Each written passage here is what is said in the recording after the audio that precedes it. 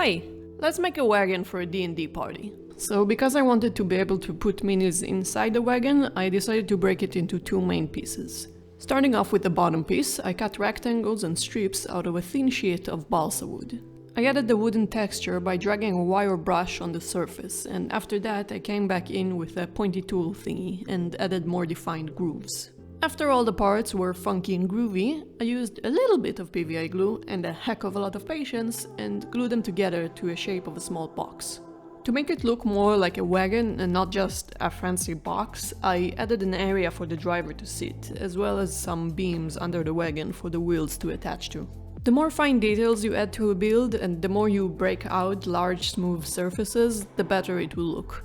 It's just a matter of balancing your perfectionism and your laziness. I tried making the wheels out of balsa wood as well, but they just turned kind of thin and looked weird, so I resorted to using foam core instead. Which leads me to my next point. While I used mainly balsa wood for this project, I am 100% confident that you can easily do it with whatever material you prefer, if it's foam core, XPS, or even cardstock. I added more details to the wheels by gluing some more wooden planks to them and cutting off the excess after they dried. To clean off the edge, I cut a strip of construction paper and glued it to the edge of each wheel. For the center hinge thingy on the wheel, I took some extra super glue caps I had lying around and cut off their top parts and snipped them off to a reasonable size. Next, I used the tip of the hot glue gun to melt a recess for the caps to be glued into. And finally, to give the sides a more rough metal look, I covered it with super glue and sprinkled it with baking soda. So the cart will actually be able to be pulled by more than just our imagination. After gluing in the wheels, I added two more balsa wood strips up front, and that's the bottom part complete. Now for the top piece, I wanted it to be able to just slide into the bottom part. So I cut pieces out of balsa wood that are small enough to fit right in, but I didn't glue them together yet to make the next steps a bit easier. I used a pencil and carved out deeper gouges to make it look more like different planks and not just one piece of wood, and then added the finer wooden texture.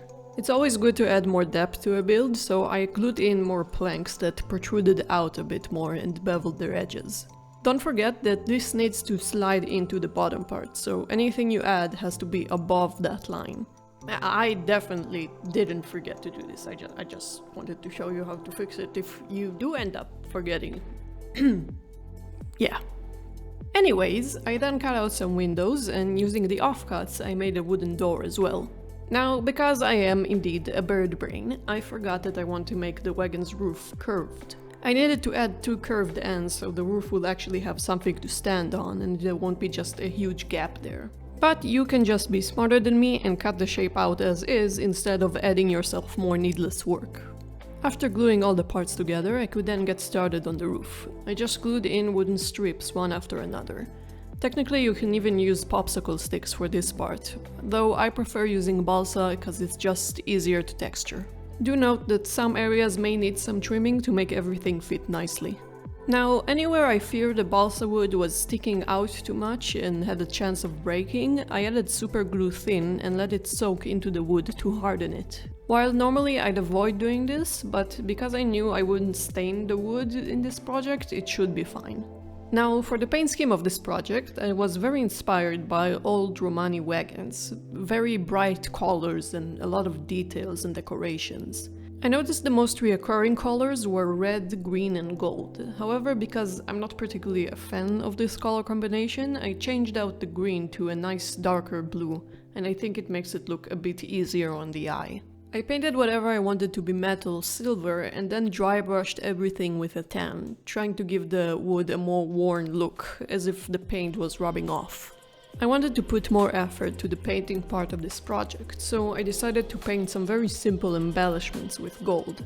I know this part could look a bit intimidating for some, but just take it slow, make mistakes and remember it's okay to make them.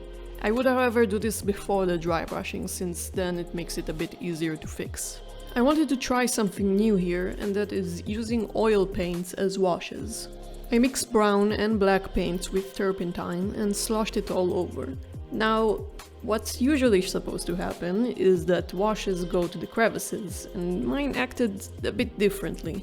It just soaked right into the wood, and it's not like I didn't seal it with varnish beforehand, so I was quite confused. I noticed it acted a bit better on the foam core areas, so perhaps I wasn't aggressive enough with the varnish. Or maybe it's just because I used turpentine instead of mineral spirits.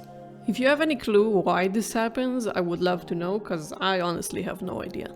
Anyways, putting that aside for now, I started off working on the finishing touches.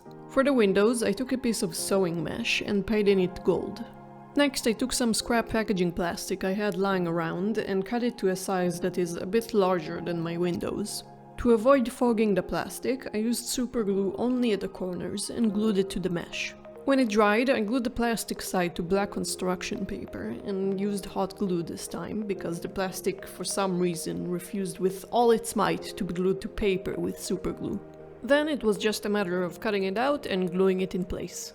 Now, because I have the inability to throw away any scrap whatsoever, I kept the offcuts of the super glue caps I cut earlier and I'm going to use them to make lanterns. First, I filled them in with hot glue and added more details with a thin strip of paper. I then used baking soda and super glue to add texture only to the raised surfaces. I base coated it black, painted it with silver and washed it with a normal black acrylic wash. For the lighting effect, I based all the recessed areas with white, mainly focusing on the center. It doesn't matter as much if it reaches the edges or not. I then used fluorescent paints and painted over that area with a bright warm orange. When that was dry, I took a bit of miniature chain, because chains make everything better, and attached the lanterns to the roof with super glue. And that's it! Is this project a bit needless and kind of pointless? Yeah. Is it also very fun to make? Yeah.